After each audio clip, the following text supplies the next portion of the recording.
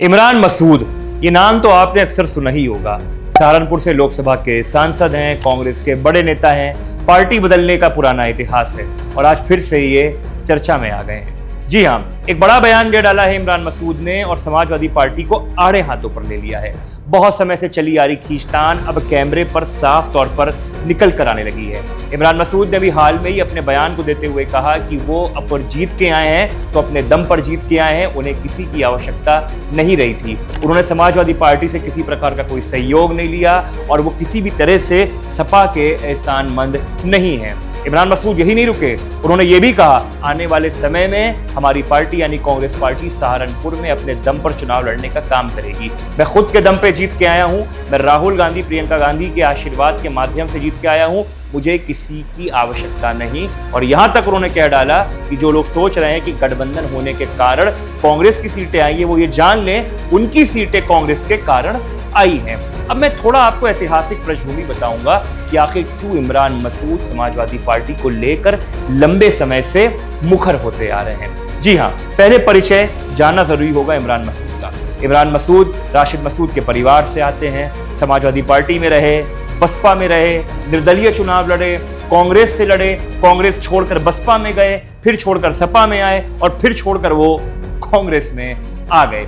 उनकी राजनीतिक हैसियत को जानने से पहले हमें सहारनपुर के राजनीतिक मिजाज को समझना होगा।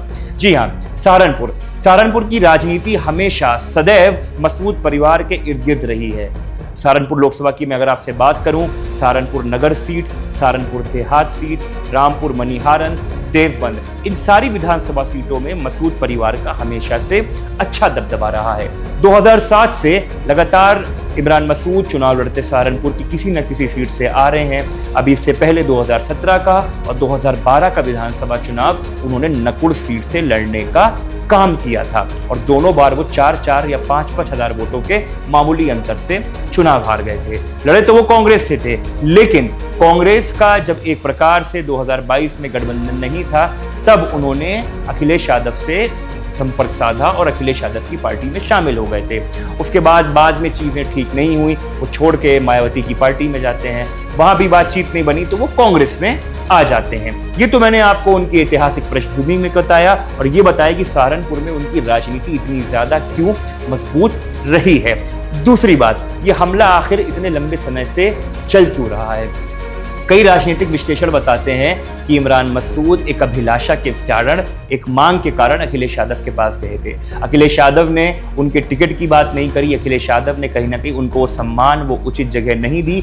इस वजह से इमरान मसूद समाजवादी पार्टी के ऊपर हमेशा मुखर रहते आए हैं। अगर मैं आपसे सहारनपुर के भौगोलिक इतिहास की बात करूं या वहां के क्षेत्र की बात करूं तो वहां पर अभी सपा के 2 मजबूत विधायक हैं। बेहट से आते हैं उमर अली खान और सहारनपुर की जो देहात वाली सीट है वहां से आते हैं आशू मलिक।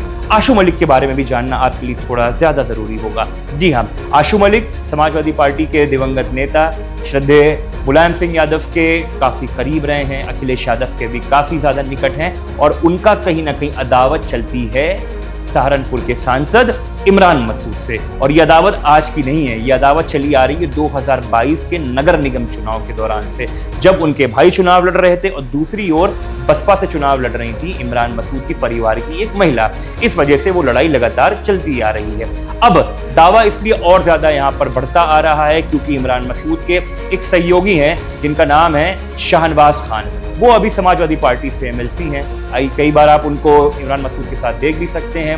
वो कहीं ना कहीं सहारनपुर देहात से टिकट मांग रहे हैं और वहां पर अभी जो मौजूदा विधायक हैं वो हैं आशू मलिक। एक कारण ये है और इसके साथ जब एक जगह पर बहुत समाज का वोट एक बड़ी तादाद में होता है तो वहां पर ये चीज लाजमी हो जाती है कि आपस में खुद लड़ाई झगड़ा राजनीति में होती रहती है और शायद यही इमरान मसूद की वजह से वहां नजर आ रही है। इमरान मसूद यही नहीं रुके, इमरान मसूद ने आगे ये कहा कि समाजवादी पार्टी को मुस्लिम नेतृत्व किसी भी तरह से बर्दाश्त नहीं है। वो बोलने वाले नेता हैं, वो बोलते हैं, वो मुद्दों को उठाते हैं, इसलिए सपा उनको पसंद नहीं करती है। और खास बात यह है, ये वही इमरान मसूद है जो एक समय पर अखिलेश यादव की पार्टी में थे और उनके लिए कहते थे कांग्रेस और उनको अलायंस करना चाहिए, एक मंच पर आना चाहिए। लेकिन आज की तारीख में वही इमरान मसूद अखिलेश यादव के ऊपर, समाजवादी पार्टी के ऊपर लगातार हमला बोलते आ रहे हैं। सपा के एक और नेता हैं उदयवीर सिंह, उनकी और इमरान मसूद की जुबानी जंग आज से नहीं बहुत लंबे समय से चलती चली आ रही है। इस पूरे घटनाक्रम पे अखिलेश यादव की चुप्पी रही है, उन्होंने कभी खुल के इस तरह से रिएक्ट नहीं किया है,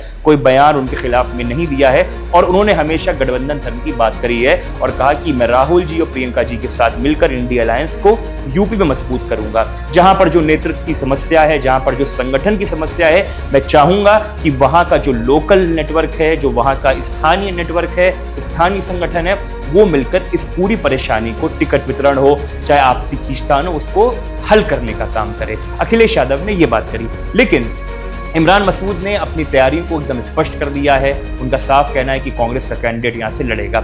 एक रोचक बात और है, इमरान मसूद का परिवार सहारनपुर की राजनीति में आज से नहीं 1980-1990 से लगातार दम भरता आ रहा है और उनकी ऐतिहासिक पृष्ठभूमि भी काफी ज्यादा मसूद परिवार की वहां पर मजबूत है। जैसा मैंने आपको पहले बताया, राशिद मसूद, उनके वहां पर कई बार वहां से वो सांसद रहे और सांसद रहने के बाद जो इमरान मसूद के भाई हैं नोमान मसूद, वो गंगो विधानसभा से चुनाव लड़ते आ रहे हैं। पिछला चुनाव उन्होंने बसपा के टिकट पर लड़ा था, वो हार गए थे। कांग्रेस से वो बाय इलेक्शन लड़े, वो भी हार गए थे।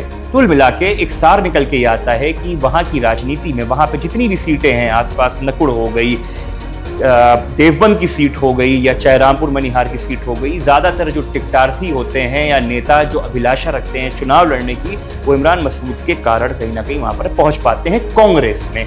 लेकिन अब 2027 का जो चुनाव है उसका बिगुल बजने वाला है, समय बहुत अल्प रह गया है, बहुत कम रह गया है, इसलिए इस तरह की बयानबाजियां लगातार बढ़ती चली आ रही हैं। अब आगे चुनाव में समय थोड़ा कम बचा है, क्या घटनाक्रम परिवर्तित होगा, कैसे आगे क्या बदलाव होगा, हम सब आपको बताते रहेंगे। बने रहिए हमारे साथ डायनामाइट न्यूज में।